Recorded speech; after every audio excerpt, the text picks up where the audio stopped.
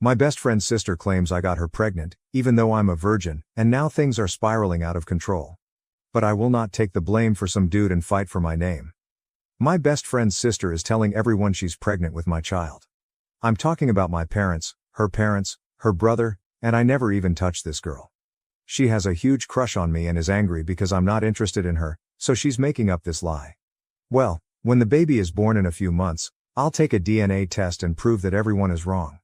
As for my parents, they've been turning their backs on me for 3 days. The only time they talk to me is when they want to yell at me. Honestly, they're demanding that I admit to what I'm being accused of, but I refuse to do so because, well, I didn't do it.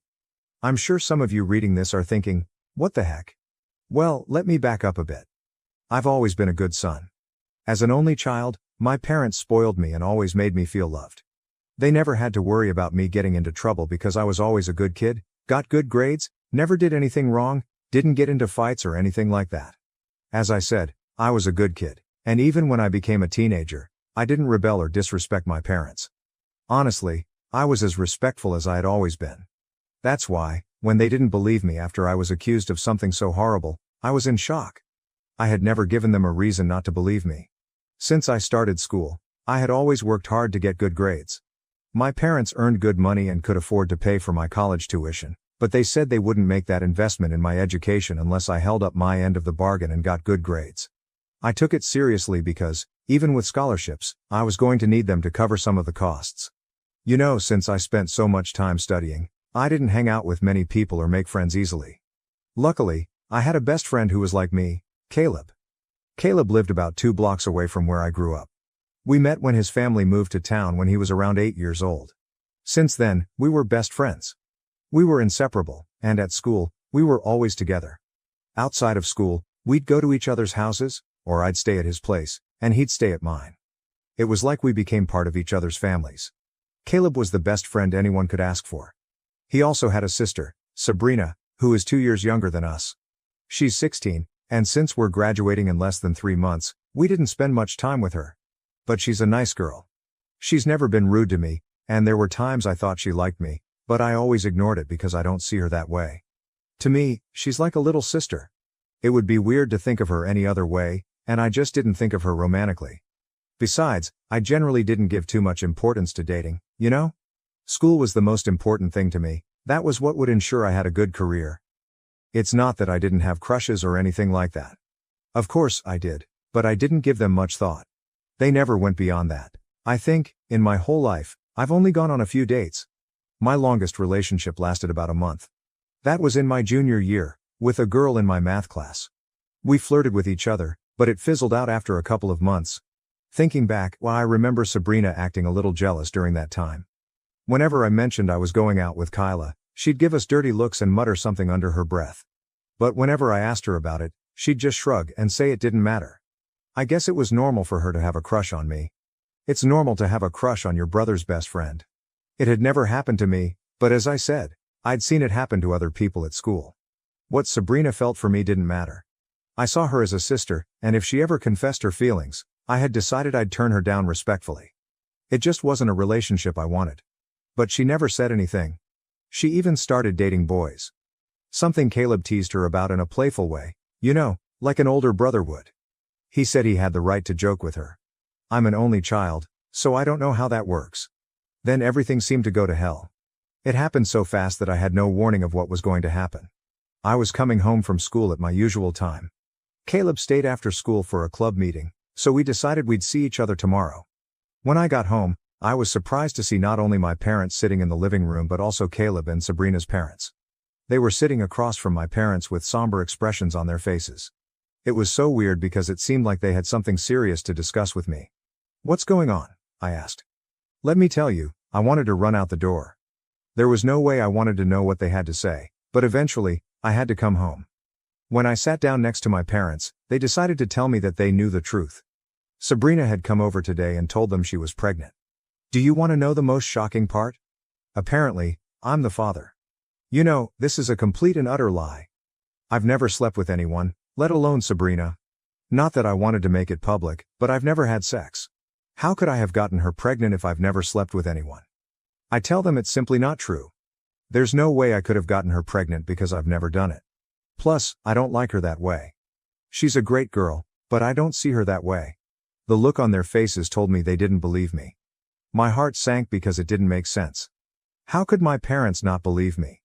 I kept telling them over and over that I didn't do it, and again, it's not something I've done with anyone. It's embarrassing to even say this out loud, but I needed to make sure they knew I wasn't the father. My dad tells me I need to tell the truth. He says they know I got Sabrina pregnant because she wouldn't lie about something like this.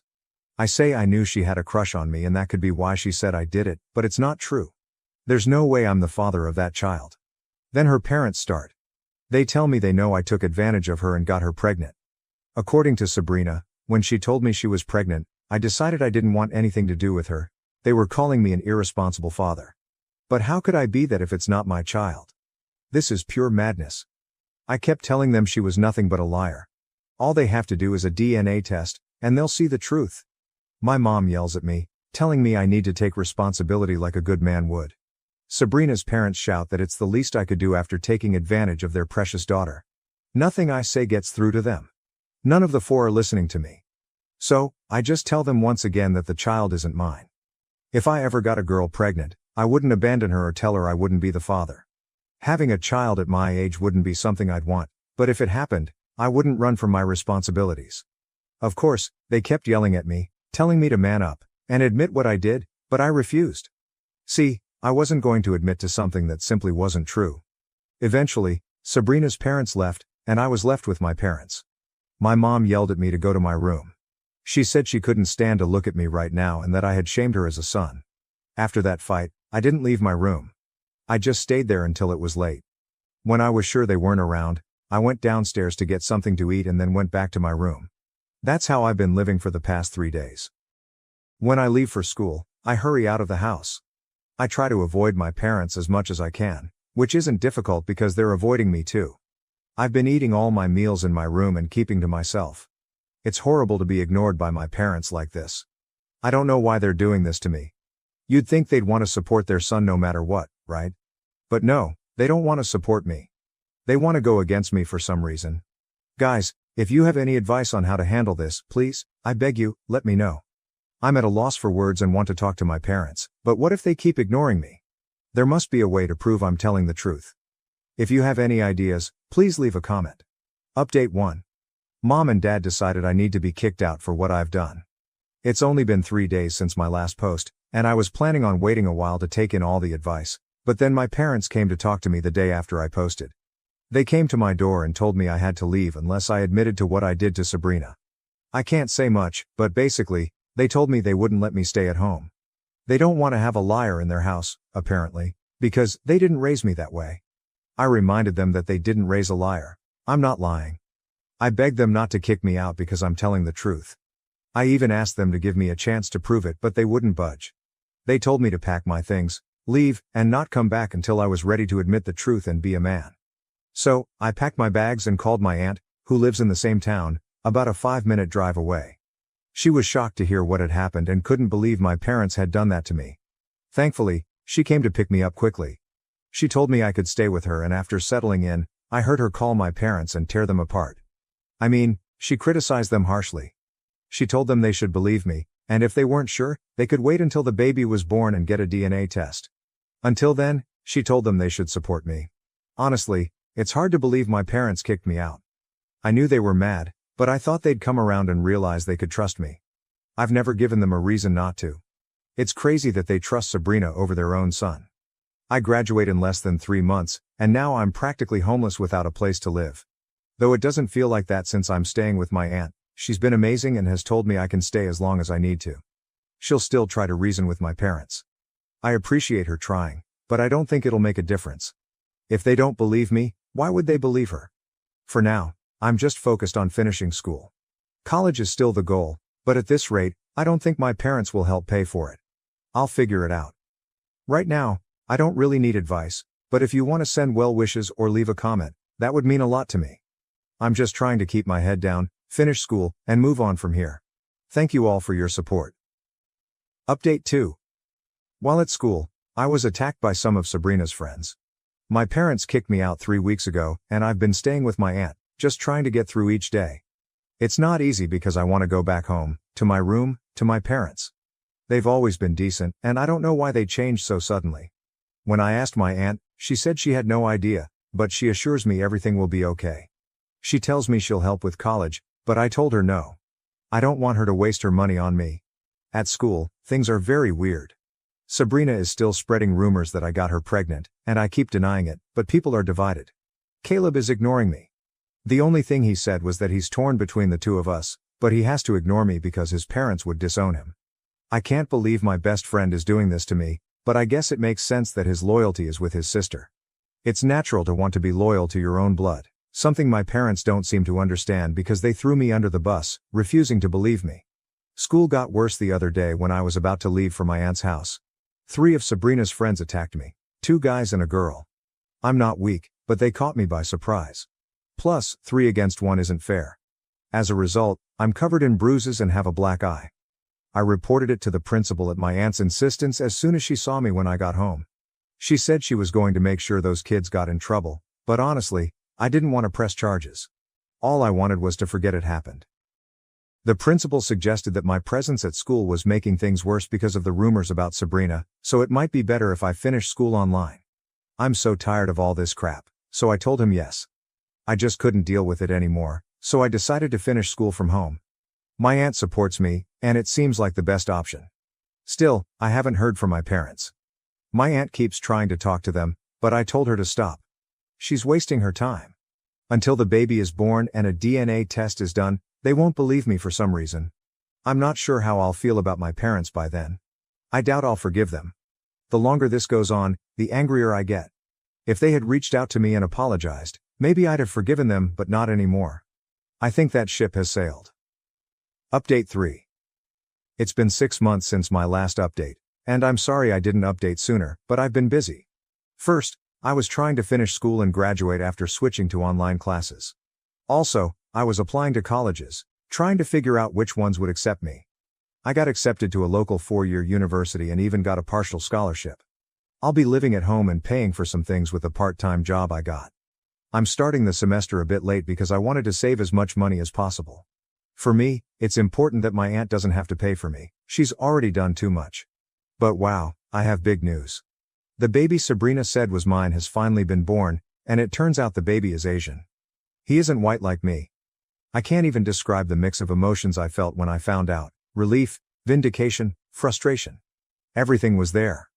My aunt and I had a good laugh afterward, but overall, the situation was just ridiculous. My parents, well, they finally contacted me after the baby was born. They were remorseful, but honestly, it felt like too little. Too late.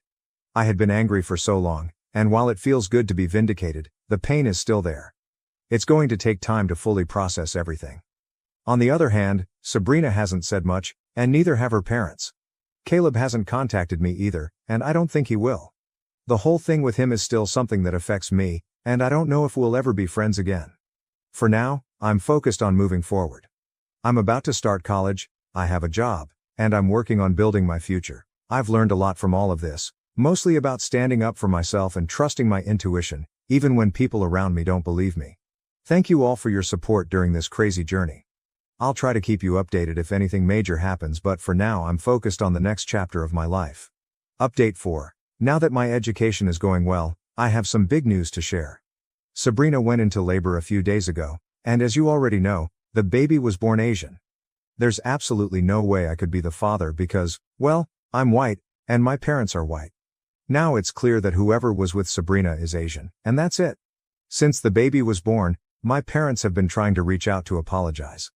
I've been ignoring them, but they finally showed up at my aunt's house, begging to talk to me. My aunt kicked them out, telling them they had some nerve showing up after everything that happened.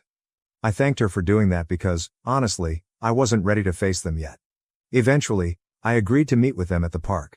I wanted to be in a neutral place where I wouldn't feel pressured to do what they wanted. When they arrived, they immediately started apologizing, saying they were sorry for everything and wanted me to come back home. Then they pulled out a check and handed it to me. The check was to help pay for the rest of my education. I asked if I had to move back home to keep the check, and they said no. I didn't have to. All they wanted was for me to visit more often and maintain a relationship with them. I took the check, but I haven't done anything with it yet. It's just sitting in my drawer. My parents keep asking if I've cashed it, and I keep telling them no. For now, this semester is already covered, so I've just kept it. Here's the dilemma, I don't know what to do. I'm not going to forgive them for what they did, at least not anytime soon. But I also know that if I tell them I won't maintain a relationship with them, they'll probably cancel the check. Part of me thinks they're only doing this to get something from me, not because they truly want to make amends. If you have any suggestions on what I should do, please leave a comment below.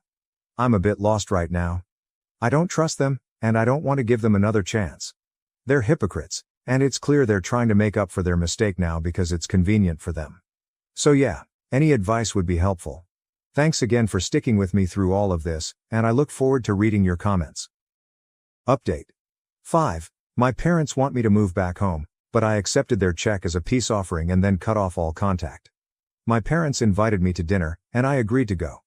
But before that happened, my aunt told me she had heard from a family member that my dad had been diagnosed with a serious illness.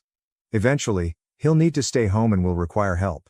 My aunt also heard that my parents were planning to ask me to move back home, and if I refused, they would cancel the check they had given me. Since I already had this information, I decided to deposit the check a few days before dinner. The check cleared without any issues, and it was clearly labeled as a gift, so I won't have any legal problems. My parents wouldn't know I had cashed it until I arrived at dinner, and by then, it would be too late to threaten me with returning the money. When I got to dinner, everything seemed fine at first. Then my parents mentioned my dad's illness and asked if I would move back home to help out. I reminded them of what they said at the park. That they wouldn't force me to move back if I didn't want to. Then they brought up the check, saying that if I didn't move back, I'd have to return the money. At that point, I laughed and told them, "Oh no, the check has already been cashed and cleared, the money is sitting in my bank account right now." My mom started crying and threatened to report me for fraud, but I calmly reminded her that they wrote the check as a gift. I also had proof in our text messages where they clearly said the money was a gift. Then they tried to guilt trip me, saying it was cruel to abandon family in a time of need. But I reminded them they had done exactly the same to me when they refused to believe I wasn't the father of Sabrina's baby. They kicked me out and refused to listen, so I no longer had any sympathy for their situation. The last thing I said before I left the house was that I wanted nothing more to do with them. From now on, I'm cutting all contact with my mom and dad. We're no longer going to have a relationship. It hurts that my dad is sick, but it's clear they only want me back because something bad happened to him, and they need someone to take care of him. Well, I'm not that person. Don't worry about me, I didn't cave into their manipulations. I left the house without being pressured into anything. When I got back to my aunt's house, I told her everything that had happened. She agreed it was crazy that my parents had reached this level of emotional manipulation. So, here we are now. My parents and I have officially cut all contact, and I'm going to focus on my studies and my job. If my parents had believed me from the start, none of this would have happened, but it's too late for that now. Update 6. Well, I'm back with an update because I've made some decisions about all of this. After everything that has happened, I finally decided to sue Sabrina. Honestly, it's not something I planned on doing at first. After finishing school, all I wanted was to move on and leave that chapter behind, focusing on my main priority, which is my studies. But things have changed, and after talking with my aunt's lawyer friend, I realized that not only do I have a solid case, but I also have the right to seek justice. The lawyer, who is a close friend of my aunt's, explained that I can sue Sabrina for defamation, as her lies brought me a ton of problems. Not only did I have to finish school online, missing the experience of graduating with my peers, but I also had to deal with constant harassment from other people. Let's not forget that I was physically attacked because of these rumors. That's not something I can just ignore or let go of. My life drastically changed because of something I never did. Initially, when the lawyer brought up the idea of suing, I was hesitant. I didn't want to lose my focus on my studies or stray from my goal of completing my college degree. But after talking more with him, he told me that this lawsuit could help me in the long run. If we win the case, I could receive a substantial settlement from Sabrina's parents, enough to cover my education without having to rely on a part-time job. In fact, that would allow me to fully dedicate myself to college, something that has been difficult so far because of financial responsibilities. My aunt also encouraged me. She fully trusts her lawyer friend and assured me that he's very good at what he does. It seems he's been successful in similar cases, and he's confident we can get a good amount in compensation for all the damage they caused me. Thinking about it, it's only fair. They destroyed my reputation and my school life, and I shouldn't have to carry the consequences of their lies. So, after giving it a lot of thought, I've decided to move forward with the lawsuit. I know this decision is going to create even more drama, but I'm used to that by now. What matters now is that justice is served, and that Sabrina and her parents face the consequences of their actions. Update 7. It's been a long time since my last update, and I can finally tell you how the defamation lawsuit against Sabrina went. Everything has come to a verdict, and I can happily say that everything turned out as my lawyer and I expected. Although it's been an exhausting journey, the process was much more manageable thanks to my parents' money, which allowed me not to have to work while the lawsuit was unfolding. That significantly eased the emotional burden. So, despite the complexity of the process, I had the time and energy to focus on both the lawsuit and my studies. As for college, things are going incredibly well. It's everything I had imagined and more. I'm living an experience that, a few months ago, seemed almost impossible when all I wanted was to escape that nightmare. Being able to fully focus on my studies without worrying about finances has allowed me to excel and truly enjoy the process of learning and growing. But more on that later. Going back to the lawsuit, the first few months were the hardest, not so much because of the legal side but because of the number of people telling me I should let it go and not pursue this. One of the first people to contact me was Caleb, my former best friend. We hadn't spoken since he kicked me out of his life because of Sabrina's lies. He didn't even bother calling me when he saw that Sabrina's baby was Asian, which should have been the first clear sign that everything had been a lie from the beginning. But now, suddenly, with the lawsuit underway, he seemed to remember my number. He called to tell me it wasn't fair for his sister that I was doing this now, as she's a teenage mother going through all of this alone. It turns out the guy who got her pregnant doesn't want to take responsibility for the baby, and they're suing him for child support. I don't know how all that will turn out since he's also underage, but honestly, that's not my problem. I told Caleb that his sister earned this lawsuit. Sabrina went on with her lies even when she knew it wasn't my child, and he, as my friend, was never able to stand up for me or take my side. I reminded him of the beating I took because of his sister's lies and how he did nothing. Oh, at least Caleb understood my point and didn't call me again after that conversation. I think that relationship is beyond broken, and I have no intention of repairing it. I also received a call from Sabrina's parents, whom I once considered a second family. They, who believed their daughter's lie without question and accused me of taking advantage of her, were now begging me to drop the lawsuit. They argued that they already had too much on their plate with the child support lawsuit. I told them I wasn't going to do that and that if they wanted to stop all of this, they could have done so when Sabrina started spreading rumors about me at school. I told them that not only were they bad parents to their daughter, but they also allowed it to get to this point. I even told them they failed in their job as parents by letting their 16-year-old daughter get pregnant. That probably hurt them, but I can't know for sure because, after saying it, I hung up the phone. I didn't see the point in continuing the conversation after that. The last person I expected to contact me was Sabrina. She sent me several messages begging me not to go through with the lawsuit. In the messages, she confessed that she was in love with me and that all of this happened because I never paid attention to her. According to her, I was always focused on my studies or going out with other girls, and that made her feel ignored. She claimed she regretted lying but was desperate for me to see her in the same way. I don't know what Sabrina was thinking. I don't know if she really believed making all of this up would make me fall in love with her or if she was just trying to get revenge because I didn't return her feelings. Either way, though, she got a bit of revenge in the short term, but now she's facing the consequences of her actions. I didn't respond to her messages. I just took screenshots of everything to present in court. I didn't say anything because I didn't want to complicate the legal process, but I blocked her after saving the evidence. Finally, the trial is over, and we won the case. The amount I received is substantial, more than I expected. It's enough to cover the rest of my education without having to work while in college. This allows me to fully dedicate myself to what I really enjoy and focus on getting the best grades possible. I've even considered the possibility of transferring to a better university now that I can afford it. I've always wanted to go to a more prestigious institution, but finances were an obstacle before. To be honest, I never thought I would get to this point. At first, the idea of suing Sabrina seemed extreme to me, but now, seeing the outcome, I'm grateful I went through with it. Not only because the money will allow me to achieve my educational goals, but because I feel like I've finally gotten the justice I deserved. For so long, I was the victim of lies and manipulation, and people treated me like the villain. Now the truth has come to light, and I can move on with my life without that burden.